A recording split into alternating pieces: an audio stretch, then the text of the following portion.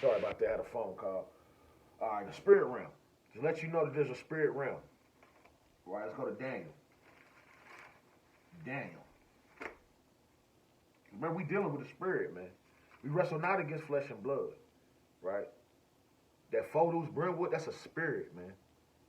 Straight up, and I'm about to show you.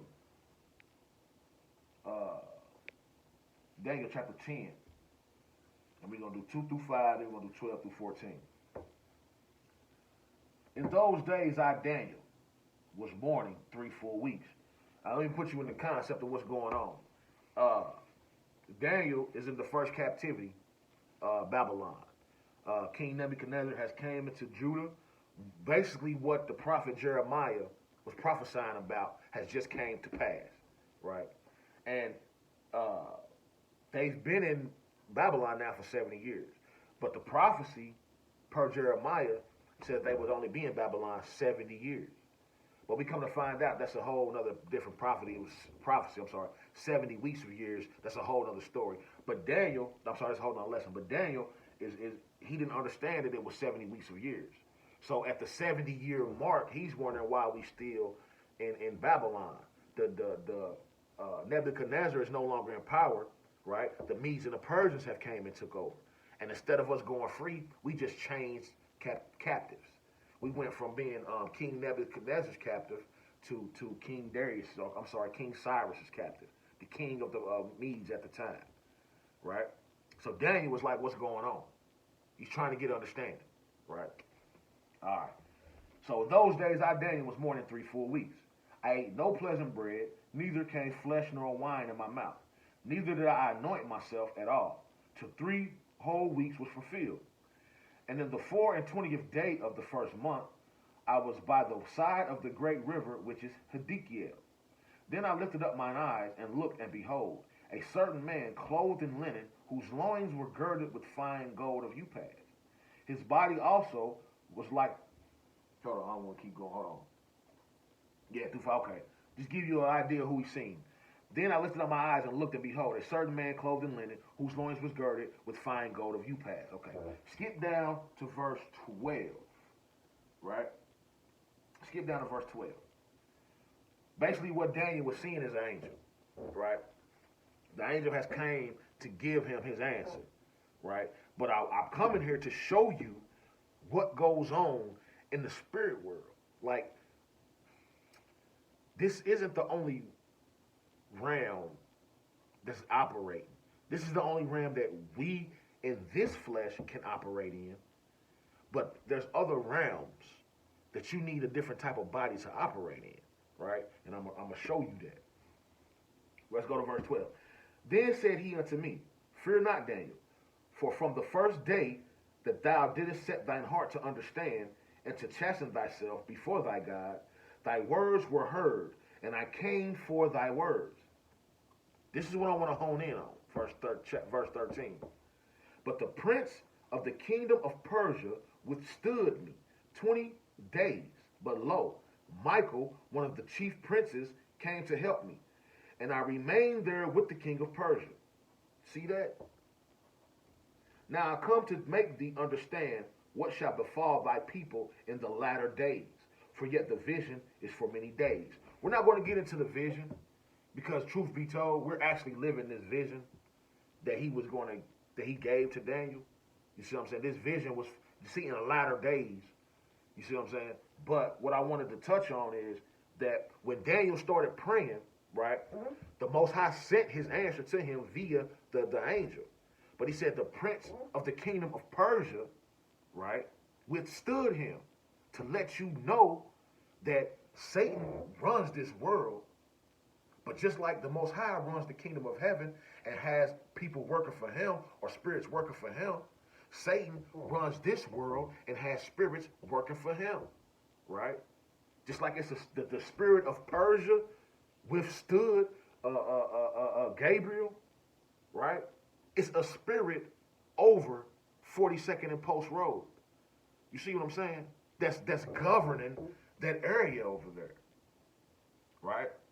And he's being fed by the worship. Every time you holler the far, every time you holler fo deuce, Every time in your mind you say, I'm about to do this to rep my hood, he's feeding off of that. You see that? That's why I brought you here to show you that the spiritual world is operating just like this physical world. We wrestle not against flesh and blood, people. It's deeper than that. You see what I'm saying? So if your enemy is spiritual, then you need to get a spiritual weapon. Carnal weapons can't fight spiritual beings. You see what I'm saying? Carnal methods are not going to help you clean up a spiritual situation. That's a spiritual situation going on over there on 42nd and Post. Carnal methods is not going to clean it up. It's going to take spiritual methods. Let's go. We almost done. Acts chapter 7. We're going to do 43. Acts chapter 7. We're going to do 43. Acts chapter 7.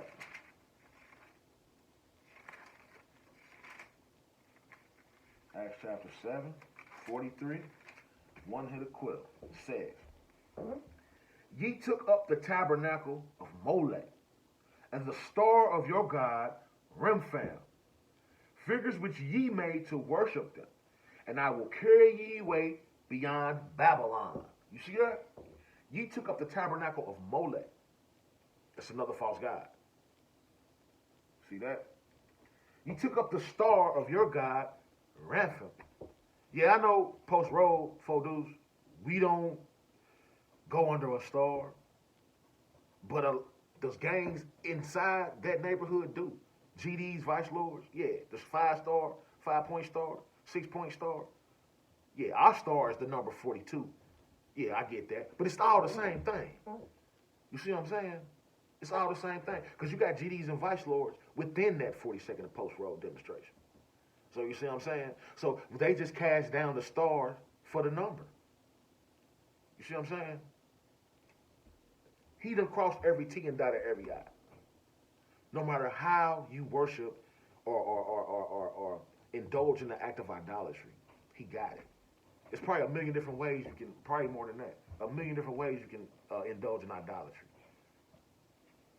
He got everyone covered. Everyone covered. Let's keep it going. Matthew chapter 12. Matthew chapter 12, 36 through 37.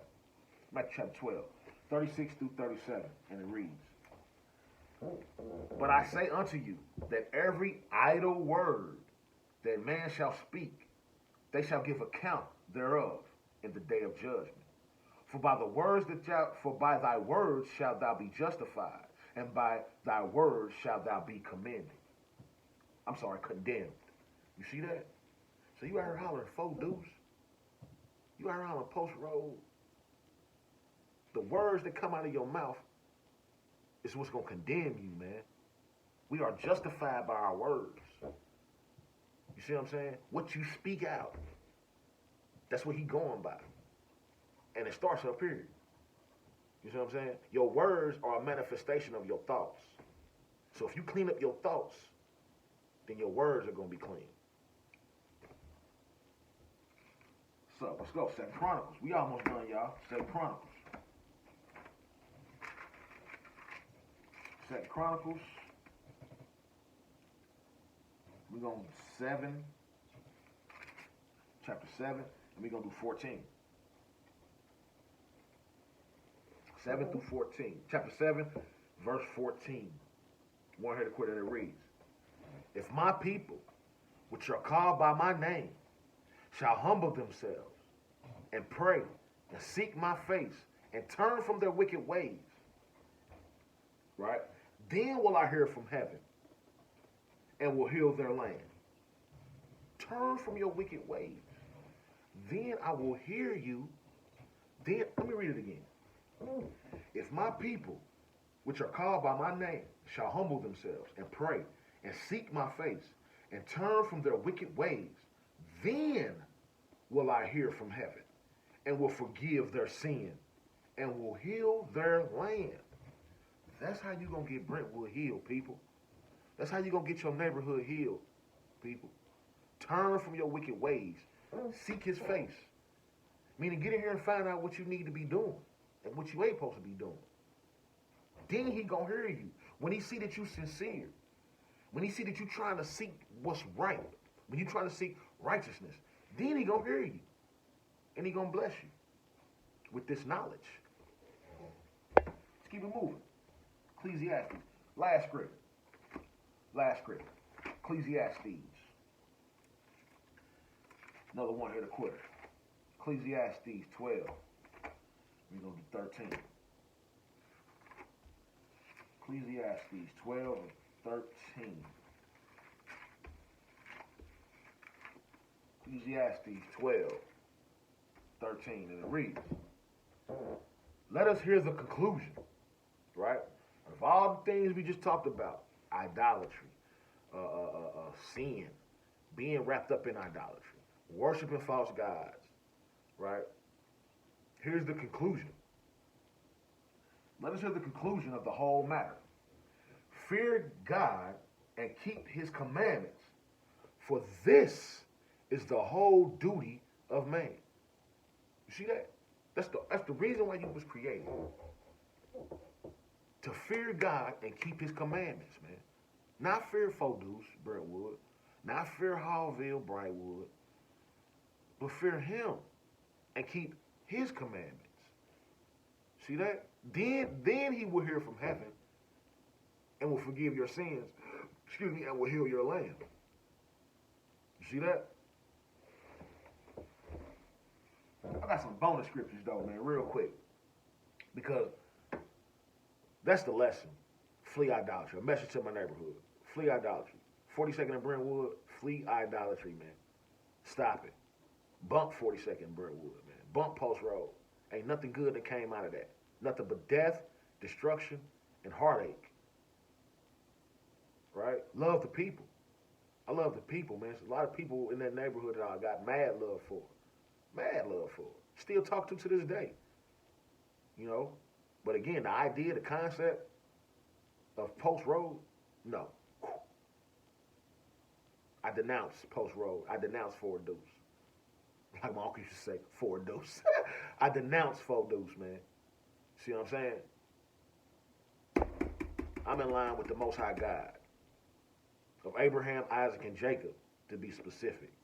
The God of Abraham, the God of Isaac, the God of Jacob. That's who I'm in line with. And I'm going to do my best to keep his will, whether you like it or not. I don't care. You know what I'm saying? I'm trying to get into the kingdom. I ain't trying to get in, be Post Road Foduce. I'm trying to get into the kingdom. You see what I'm saying? I denounce Post Road Foduce, Brentwood. I denounce all that. Howville. I denounce all of that. Let's go to Joshua real quick. Real quick.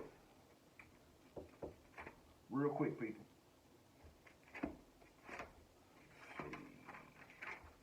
Real quick. We're going to read Joshua. We're going to do chapter 1. We're going to do verse 8.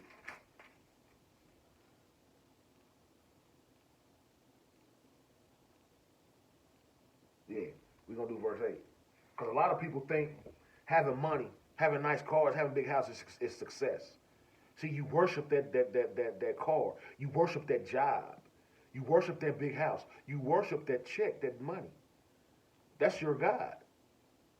Because that's what you feel like you need to be successful. Me personally, I'm very successful. Highly successful. Because I got to understand this book. Not because I work at a job. You know, not because I got a decent home and being able to take care of my family. That's not successful.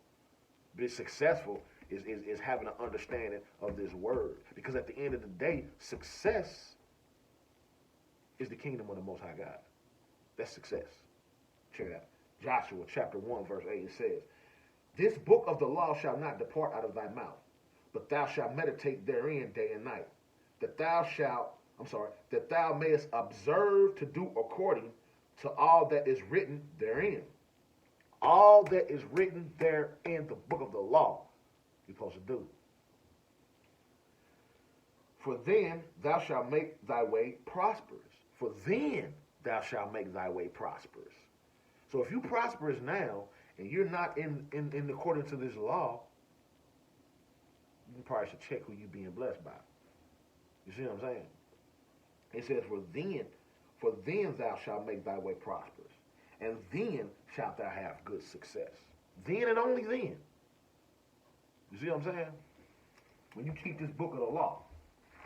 All right, last script, bonus script. Last bonus script. Second Peter. I just had to give y'all the knowledge, man. Second Peter. We're going to do 3, verse 10. Second Peter chapter 3, verse 10, and it reads, but the day of the Lord will come as a thief in the night, in which the heavens shall pass away with a great noise, and the elements shall melt with fervent heat. The earth also, and the works that are therein shall be burnt up. You see that? It's going to be burnt up, so ain't no use of putting your time and energy into it like that anyway. Your time and energy should be going into this book, learning this law, learning this word, because this is forever. The works of this world is going to burn up. You see what I'm saying? All right, that's the end of it, man. I hope y'all got edified. All praise to the Most High God for Abraham, Isaac, and Jacob. Again, I hope y'all was edified, man. And I know the video got broke up. I got a phone call, so this will be the second half of Message to My Neighborhood, Flee Idolatry. Again, man, all praise to the Most High God of Abraham, Isaac, and Jacob. Shabbat Shalom. Send a shout out to all my Hebrews, man, conscious and unconscious. Send a shout out to them Brews down in Memphis. Salute y'all, man. The Brews here in the Nap. Salute y'all, man. Again, all the unconscious Hebrew Israelites. Salute y'all as well, man. All praises, honor, and glory to the Most High God of Abraham, Isaac, and Jacob. Peace. Shalom. Love y'all, man.